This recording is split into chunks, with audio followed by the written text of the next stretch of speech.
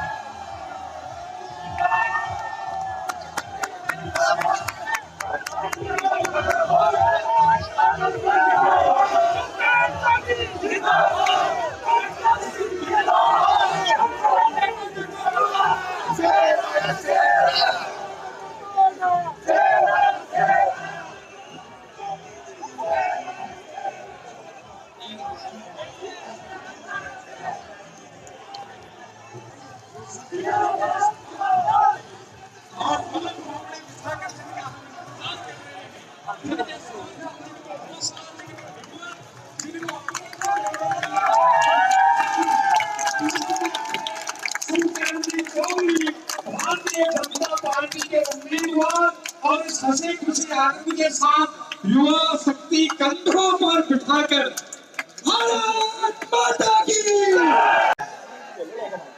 समस्त युवा साथियों को मेरा यथोचित अभिवादन, अभिनंदन, आपका स्वागत, राम राम, प्रणाम, गुड मॉर्निंग, नमस्कार।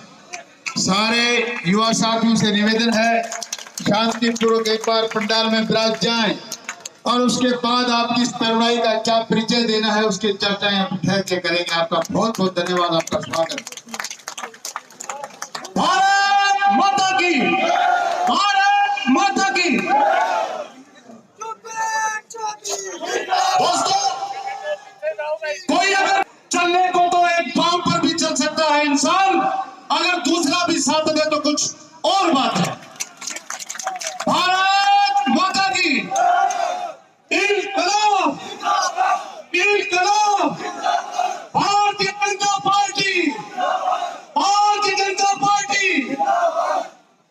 योगेश भाई, बहुत शानदार आपने बात कही। एक पांव से भी चल सकते हैं, पर जो हजारों के लवाजमे में आदरणीय शुभकरण चौधरी जी को आपने सिर माथे बढ़ाकर जो ऊंचाइयों के साथ खुशी से आप लेकर आए हैं, ये इस बात का सबूत है कि इनको पांव पर चलने की जरूरत नहीं है। 25 नवंबर तक हर व्यक्ति शुभकरण चौधरी बनकर सर्वाधिक मतदान भारतीय जनता पार्टी को, शुभकरण चौधरी जी को करवाकर विधानसभा में रिकॉर्ड तोड़ जीत के साथ शुभकरण चौधरी जी को भेजेंगे। आपका भी यही संकल्प हो तो दोनों हाथ ऊपर आकाश में उठाकर भारत माता के जयकारे के साथ भारत माता की।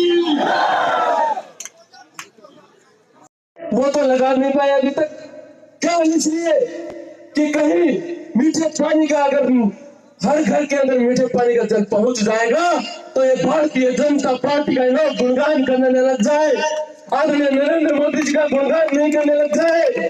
केवल इस डर से अपने व्यक्तिगत स्वार्थ राजनीति करने वाले लोग, उन्हें जनता से कोई मतलब नहीं है।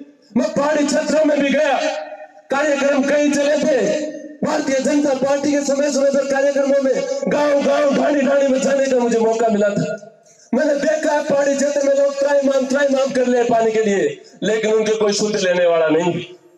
ये बात करते हैं लाल डायरी की, ये बात बिल्कुल सही है कि लाल डायरी भी है और लाल डायरी के अंदर इनके काले कारनामे लिखे हुए भी है। लेकिन मैं आपको बताना चाहता हूं, वो 4.5 साल तक ये लोग बैठ करके एक साथ भ्रष्टाचार किया है और ये सबका इसमें काले कारनामे हैं। खुद जो लाल डायरी की बात करते हैं उनके काले कारनामे भी उसमें छुपे हुए हैं। और बताना चाहता हूँ 3 दिसंबर के बाद में उजागर होंगे, आप सबके सामने आएंगे।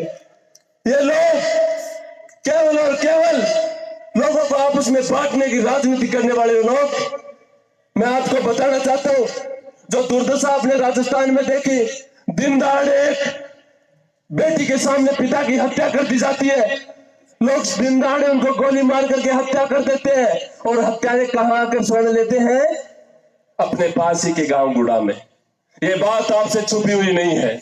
आपको पता है एक छोटे बच्चे का 15 साल का एक बच्चे का अपहरण होता है सीकर में, वो लोग कहां आकर के स्वर्ण लेते हैं, यहाँ भाटीवाड़ में। क्यों भाई? जो चोर लुटेरा पहला 10 साल पहले यूपी का मान हुआ करता, बस सारा का सारा राजस्थान में आगा और राजस्थान में आकर के शरण उदयपुरवती का मेल ले लगा, यह चीज आप बर्दाश्त कराना गे? मैं मेरे युवा साथियों से पूछना चाहता हूँ, इस चीज को बर्दाश्त करोगे क्या?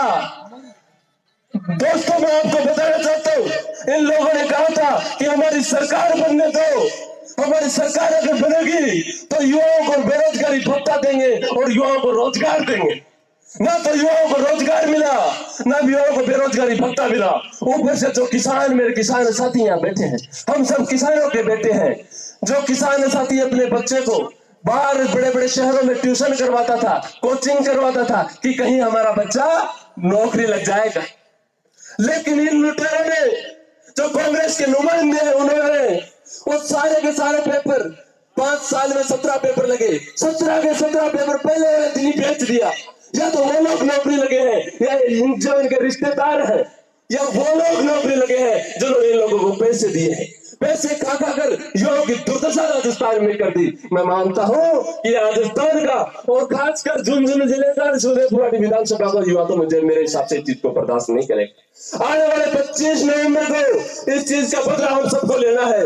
दोस्तों आप जानते हैं कि लोगों ने कहा था कि हमारी सरकार बनने दो, हमारी सरकार बनते ही किसानों का संपूर्ण कर्जा माफ कर देंगे।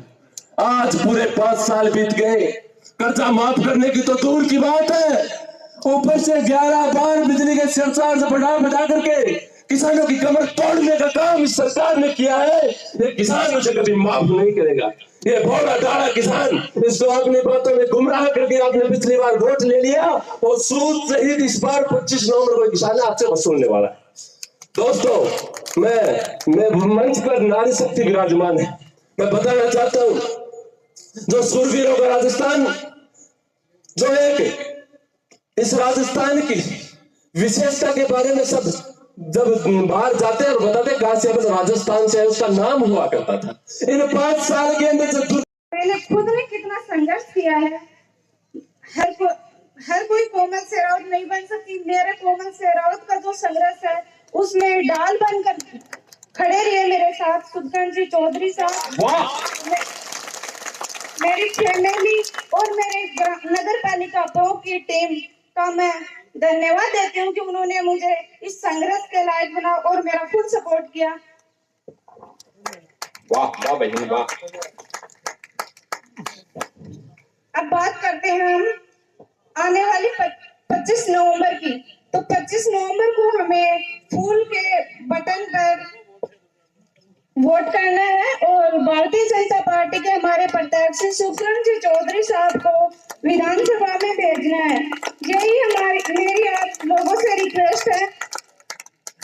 हमें ये दिन ना देखना पड़े कि मुझे तो मैं मंच पर आती हूँ बोलती हूँ तो मुझे ऐसा लगता है कि बार बार मैं अपनी पीड़ा अपने मुंह से कहूँ। अब कोई भी आज हो जाए, अपनी अच्छाई हो बुराई अपने मुंह से कहूँ तो अच्छा नहीं लगता, लेकिन आप सबको पता है, सब जानते हैं कोमल शेरावत, माया जी गुज्जर, ऐसी बहुत बहन बेटियां उनके साथ अन्याय हुआ है।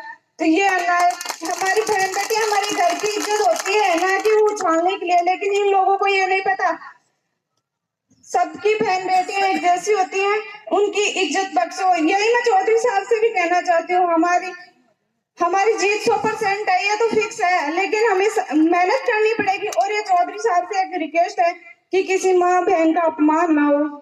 धन्यवाद।